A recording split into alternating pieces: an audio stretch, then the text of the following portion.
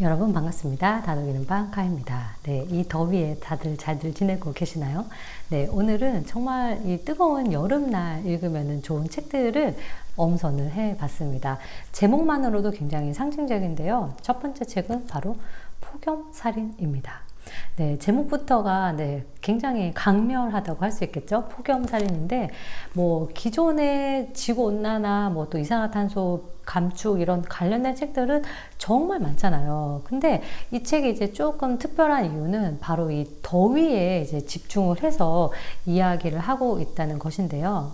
우리가 특히 이제 여름이 되면 더 지구온난화에 대해서 한번 좀 생각을 해보게 되는데, 이 폭염이 정말 무서운 게요. 지난 2019년에 전 세계에 폭염으로 사망한 그 사망자 수가 48만 9천 명이었대요. 어마어마하지 않나요? 근데 이 집계가 더 충격적인 건 기타 자연재해, 뭐 폭우랄지 아니면 폭풍이랄지 허리케인이랄지 이런 자연재해 그 사망자 수를 합친 수치보다 훨씬 더 높다고 해요. 우리가 또 이 더위에 대해서 불평불만을 할 수 없는 게 자업자득이잖아요. 우리 인간이 이 지구를 뜨겁게 만들었고 지금 너무너무 뜨거운 여름을 보내게 된 건데, 제프 구델이라는 이 저자는 뭐 기후 저널리스트고요. 거의 20년간 이제 기후변화, 뭐 해수면 상승, 에너지 문제 이런 것들과 관련해서 글을 써온 사람이고, 뭐 실제로 또 이제 이 책이 이제 우리나라에는 올해 나왔지만은 미국에서는 2023년에 나왔는데, 그 2023년이 미국에서 역대급 더위를 기록을 했대요. 그런 것과 맞물리면서 이 책이 이제 미국에서 엄청난 반향을 일으켰고, 이제 올해 번역이 돼서 우리나라에 나오게 됐는데, 올해도 지금 장마가 끝나고 너무너무 뜨거운 나날들이 계속되고 있는 게 사실이잖아요. 그래서 이 책이 이제 1장부터 14장까지 구성이 되어 있는데, 처음에는 이제 그 한 일가족이 캠핑을 갔다가 너무 더운 더위로 인해서 사망을 하게 된 거예요. 그래서 이제 일가족의 참변을 시작으로 해서 뭐 열섬, 기후 이주랄지, 그리고 해양 폭염이랄지, 또 뭐 모기, 에어컨, 또 그 폭염 경보, 북극곰까지 이제 다양한 내용들을 다루고 있어요. 개인적으로 제일 인상적이었던 거는 아무래도 에어컨이었어요. 이 저자가 미국인이 전 세계인을 중독으로 이끈 3대 발명품이 있다고 꼬집는데, 그 3대 발명품이 바로 지금 에어컨, 그리고 햄버거, 콜라예요. 여러분 동의하시나요? 네, 사실은 이 코카콜라도 이야기하면 굉장히 할 말이 많은데, 전 세계적인 기업 가운데 플라스틱을 제일 많이 배출하는 기업으로 꼽히고 있죠. 워낙 그 콜라 이제 페트병이 다 플라스틱으로 만들어져 있어서 이제 이거를 어떻게 해야 하냐 뭐 이런 내용들도 나오고 있는데, 이제 이 책에서는 값싼 냉기로 칭하는 에어컨을 집중적으로 다루고 있어요. 에어컨을 개발한 사람은 뭐 브랜드로 워낙 유명하죠. 캐리어입니다. 이 캐리어라는 이제 미국의 젊은 과학자가 이 에어컨을 개발을 하게 됐는데, 이 에어컨이라는 게 개발을 하면서 동시에 이제 미국에서 오일머니 붐이 불면서 엄청난 개발에 들어가게 돼요. 그래서 그 당시 미국에서는 주택담보대출에요, 에어컨 가격이 포함되어 있었대요. 그 정도로 이제 에어컨을 막 보급하기 시작한 거예요. 근데 이 에어컨만 있으면 실내가 시원해지니까 그 전에는 더워서 사람들이 가지 않았던 미국의 서남부 쪽으로 부동산 개발이 뭐 열광적으로 이제 지어지기 시작을 했고, 사람들이 그냥 높은 빌딩을 짓고 그 높은 빌딩 안에 에어컨을 그냥 다 집어 넣은 거예요. 원래 이전에는 건축을 할 때 이제 어떻게 설계를 해야지 뭐 맞바람이 잘 통하고 또 뭐 이렇게 햇볕이 잘 들고 뭐 바람이 잘 들고 이런 것들을 다 과학적으로 계산을 해서 집을 지었는데, 그 이후로는 모든 건물을 그냥 높은 빌딩으로만 지은 거예요. 사실 미국의 이야기만은 아니죠. 우리나라도 비슷한 그런 상황입니다. 그래서 이제 이 에어컨이 보급화되기 시작하면서 전 세계 7명 가운데 에어컨이 한 대꼴로 보급이 되고 있는 상황인데, 아마 이제 앞으로는 거의 스마트폰만큼이나 에어컨이 흔해지는 시대가 될 것이고, 이 에어컨이 이제 이렇게 많이 보급화가 되다 보면은 지구는 당연히 더 뜨거워질 수밖에 없겠죠. 이게 이제 그 제1 에너지 법칙에 의해서 안이 한쪽이 시원하면 한쪽은 뜨거워질 수밖에 없잖아요. 게다가 이 에어컨이라는 게 단순히 그 열기 위치만 바꾸는 게 아니라 이 에어컨을 가동하려면은 전기가 필요하고 이 전기를 또 끌어쓰기 위해서 엄청난 또 화력 발전소를 돌리게 되고 석탄 에너지를 쓰게 되는데 또 이로 인한 이산화탄소 배출을 간과할 수가 없다는 거죠. 그래서 이 저자는 화석연료를 비롯한 에어컨을 끊을 수 있는 용기, 그리고 이제 어떤 지혜, 또 그런 정치하는 분들의 지도력, 이런 것들이 이제 필요하다라고 이야기를 하고 있고, 사실 이 책이 어떤 뭐 대안을 막 제시하지는 않아요. 이제 오히려 경고하고 있는 쪽에 가까워요. 이 폭염이 정말 인류를 멸망하게 만들 거다. 얼마나 살기 힘든 세상이 될지를 이야기하고 있거든요. 그래서 이 더위가 가지고 오는 어떤 다양한 문제점들을 이야기를 하고 있어서 한 번쯤 우리가 이제 생각을 해보고, 그렇다면 이제 앞으로 우리가 어떤 방향으로 실천해 나가야 할지 생각할 어떤 질문을 던져주는 책이라고 할 수가 있겠습니다. 사실 저는 집에 에어컨을 쓰지 않고 있습니다. 지금 2년째 됐는데 또 에어컨이 없어도 살만하긴 하거든요. 예, 선풍기를 틀어도 되고, 또 낮에는 이제 커튼을 다 내려놓고 집안에 열이 좀 안 들어오게 해놨다가 선풍기 틀고 뭐 샤워도 하고 뭐 그런 식으로 여름을 이겨내고 있는데, 정말 이 무더운 8월 한 달만 또 참으면 가을이 온다, 이런 생각으로 에어컨을 사용하지 않고 있습니다. 물론 이제 나 하나 안 쓴다고 뭐 세상이 바뀌겠어라고 생각할 수도 있겠지만은, 또 이런 생각을 가지고 오는 사람들이 많아졌을 때 우리가 조금은 더 나은 삶을 만들 수 있지 않을까, 또 그런 생각을 개인적으로 해봅니다. 다음 책은요, 화제의 신간이죠. 바로 김훈 작가의 허송세월입니다. 뭐 이 책 워낙 유명해서 아마 읽어보신 분들도 많으실 텐데, 이 하얼빈 이후로 이제 어떻게 보면 굉장히 솔직한 작가의 삶을 담은 산문집이 발표가 됐어요. 그래서 표지가 굉장히 심플한데, 지금 보면은 이 앞에 있는 그림은 김훈 작가가 직접 그림을 그렸고, 이제 화가 최희수라는 분께서 이제 완성을 했다고 합니다. 지금까지 이 김훈 작가의 에세이랑 비교했을 때는 가장 좀 뭐랄까요, 자전적인 이야기가 많이 들어가 있고 솔직한 작품이라는 생각이 들었어요. 일단 시작부터가 정말 놀라웠었는데, 이렇게 써 있습니다. 핸드폰에 부고가 찍히면 죽음은 배달 상품처럼 눈앞에 와 있다.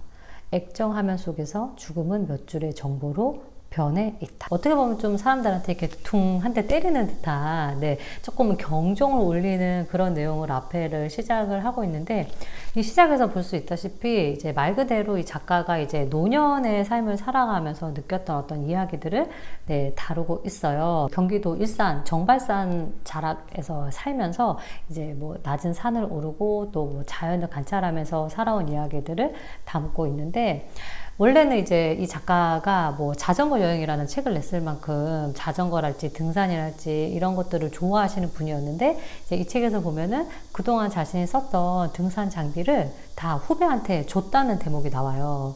그러니까 이제 더 이상은 어떤 등산을 할 수가 없는 그런 상황이 된 거예요. 이제 나이가 드셨으니까. 그래서 그런 그냥 등산 장비를 후배한테 건네는 대목들을 보면서, 저는 이 작가가 거의 한 20년 전부터 이 김훈 작가를 좋아했는데, 작가의 늙어감이 왠지 독자이자 또 팬으로서 좀 서글퍼지기도 했습니다. 그러면서 이제 50년 넘게 술을 좋아했는데, 그 술을 끊을 수밖에 없었던 이유에 대해서도 얘기를 하는데, 사실 앞부분에 술 얘기가 굉장히 많거든요. 뭐 지금 보면 와인부터 시작해서 막걸리는 생활의 술이다, 뭐 소주, 한국의 근대사에서 소주가 정신의 역사와 대중 정서에 미친 영향을 사회과학적으로 설명한다는 것은 불가능하다. 뭐 이런 뭐 소주에 대한 이야기도 있고, 그 다음에 이제 또 계속 나와요. 술이 사케도 나오거든요. 다양한 술이 나와서 아니 도대체 이 이야기의 끝이 뭐야? 라고 생각을 할 수가 있는데, 이제 맨 마지막에 작가가 좋아하는 술은 위스키다. 그래서 이 위스키의 취기는 논리적이고 명석하다라고 하면서 이제 어떤 술에 대한 예찬이 쭉 나오는데, 뒷부분은 반전이에요. 3년 전부터 심혈관 계통의 병으로 치료를 받으면서 이제 술을 한 방울도 먹으면 안 된다라는 의사의 권고를 받은 거예요. 그래서 이 참 어떻게 보면은 우리 시대의 대작가라고도 할 수 있는데, 이 분이 술을 마셨냐고 질문을 하는 의사 앞에서 이렇게 주절주절 하는 모습들을 보면서 좀 상상이 안 가기도 하고, 또 이토록 솔직하게 그 자신의 글을 쓸 수 있다는 것, 어떻게 보면 우리가 흔히 말하는 요즘 메타인지라고 하죠. 그런 담백하면서도 진솔한 글을 쓰는 걸 보면서 역시 김훈 작가는 김훈 작가다, 그런 생각을 했던 작품이에요. 결국에는 이 책은 정말 한 시절을 작가로서 보내온 이 작가의 삶에 대한 헌사라고 할 수 있고, 자신의 삶을 뭐 자랑하지도 않고, 그렇다고 막 뭐 이렇게 한탄하지도 않고, 부정하지도 않고, 그냥 있는 그대로의 모습을 받아들이는 게 인상적이었고, 냉정하게 자신이 늙어가는 거를 이제 받아들이고, 어떻게 우리가 이 나이듦에 대해서 생각을 해보고 살아갈 것이냐에 대해서 울림을 주는 그런 작품이고, 이제 김훈 작가 하면은 좀 어렵다라고 생각하는 분들도 꽤 많은데, 아무래도 이건 산문집이다 보니까 좀 가볍게 읽을 수 있어요. 하지만 그렇다고 해서 절대로 전달하는 메시지가 가볍진 않습니다. 일상을 돌보고 또 아주 작고 소중한 것들로부터 가치를 길어 올리는 이 작가의 어떤 그 가치관을 그대로 이 산문집에서도 느껴볼 수가 있고, 그래서 비슷한 나이대 분들에게는 좀 공감대를 줄 수 있는 책이고, 또 젊은 세대들에게는 이렇게 또 노년을 받아들이고 즐길 수 있구나, 그런 기감을 주는 책이어서 추천하는 그런 작품입니다.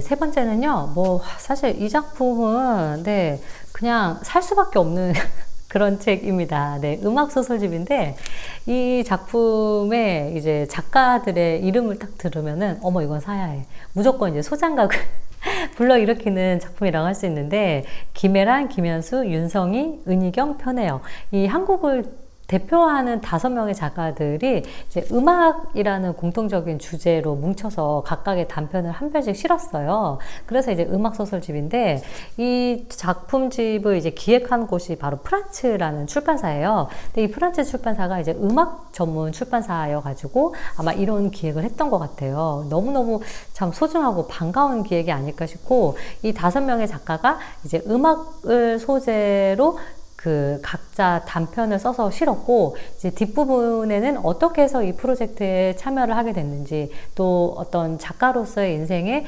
음악이 어떤 영향을 미쳤는지, 그런 인터뷰도 수록을 하고 있어서 참 보석 같은 그런 책이 아닐까 싶고, 또 표지가 보면은 굉장히 싱그러워요. 앞에가 이제 이런 모습이고, 얘를 이렇게 벗겨내면 또 속지도 굉장히 싱그럽죠. 이렇게 이제 음악 소설집이라고 써져 있는데, 이 작가들이 선택한 뭐 어떻게 보면 이제 소설에서 OST 같이 배경음악으로 나오는 음악들도 굉장히 좀 다채로워요. 뭐 이제 첫 번째가 이 김애란 작가의 그 안녕이라 그랬어 라는 작품인데, 이 작품에서는 러브 허츠라는 노래가 이제 계속해서 흘러나옵니다. 이제 주인공이 오랫동안 엄마의 병간호를 하면서 이제 직장도 그만두게 되고 여기에 몰입을 하게 되는데, 결국에는 이제 엄마가 돌아가시게 돼요. 엄마가 돌아가시고 이제 과거에 자신의 남자친구가 들었던 이 러브 허츠라는 음악에 대해서 이제 회상을 하게 되는데, 그 노래를 듣다가 어느 순간 한 장면에서 안녕이라는 한국어가 들린 거예요. 그래서 이제 여자 주인공이 금방 안녕이라고 했던 것 같지 않아? 라고 해서 이제 다시 이렇게 들어봤더니 안녕이 아니라 I'm young이었던 거예요. 근데 I'm young이 안녕이라고 들린 건데, 이 I'm young이라는 가사를 안녕이라고 생각한 이 작가의 그 작가적인 마인드, 또 문학적인 코드도 참 대단하다는 생각이 들었고, 기존에도 이 김애란 작가는 음악으로부터 그런 이중적인 의미를 좀 가지고 오는데 탁월하다라는 생각이 들어요. 도도한 생활 같은 경우에도 보면은 이제 낮은 도와 높은 도의 그 도, 그리고 또 우리가 흔히 이제 그 성격적인 면을 이야기할 때 도도하다를 합쳐서 중의적인 의미로 이제 도도한 생활이라는 책을 쓴 적이 있는데, 좀 이 작품 모음집에서도 이 작가의 그런 면모들이 참 잘 드러나지 않나 싶고, 이제 그 다음에는 김현수 작가의 수면 위로인데, 수면 위로도 중의적인 뜻을 갖고 있어요. 이 물의 수면 위로도 있고, 또 수면, 잠자는 것과 위로, 이 두 가지를 합쳐서 이제 수면 위로라는 제목을 지었다고 하는데, 이 작품에서는 드뷔시의 달빛이 좀 흘러나오고, 그 다음 작품에 이제 윤성희의 자장가인데 여기에서는 불꽃놀이라는 노래가 이제 직접적으로 언급하진 않지만 OST처럼 흐르고요.